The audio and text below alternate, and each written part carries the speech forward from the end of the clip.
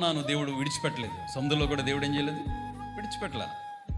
మత్యానికి చేపకి దేవుడు ఆజ్ఞ ఇచ్చాడు. యోనా వెళ్ళలేదు, కానీ దేవుని మాట ఎవరు విన్నారు? దేవుని మాట చేప వింది. చేప వెళ్ళి చక్కగా తన కడుపులో 3 రోజులు దాచుకుంది. ఈ 3 రోజులు ఈ చేప ఫాస్టింగ్ ఉంది, ఉపవాసం ఉంది. ఎందుకంటే ఏదైనా ఆహారం తిందనుకోండి, ఈ ఆహారంతో పాటు యోనా గారు కూడా ఏమవుతాడు, కరిగిపోతాడు. ఈయన కూడా ఆ జీర్ణాశయాలు అంటే లోపల పనిచేసే ఆ జీర్ణక్రియ వ్యవస్థను అంతటిని కూడా మూసివేసుకుంది.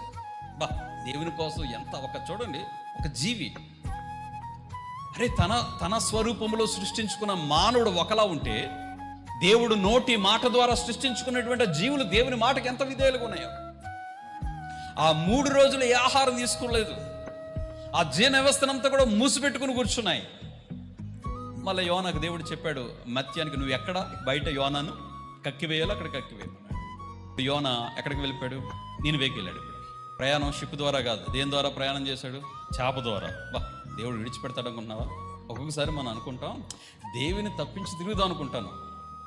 దేవుడు ఎక్కడ పట్టుకుంటాలే నన్ను? ఏంగా దేవుని ప్రణాళిక నీ మీద ఉంటే నువ్వు ఎక్కడికి వెళ్ళిన జిత్తు పట్టుకోలేకపోతాడంతే. దేవుని ఉద్దేశం, దేవుని ప్రణాళిక నీ మీద ఉంటే నువ్వు అనుకుంటున్నావేమో తప్పించుకొని తిరుగుదామని, నువ్వు అనుకుంటున్నావేమో ఆ దేవుడు కళ్ళు కప్పేద్దామని.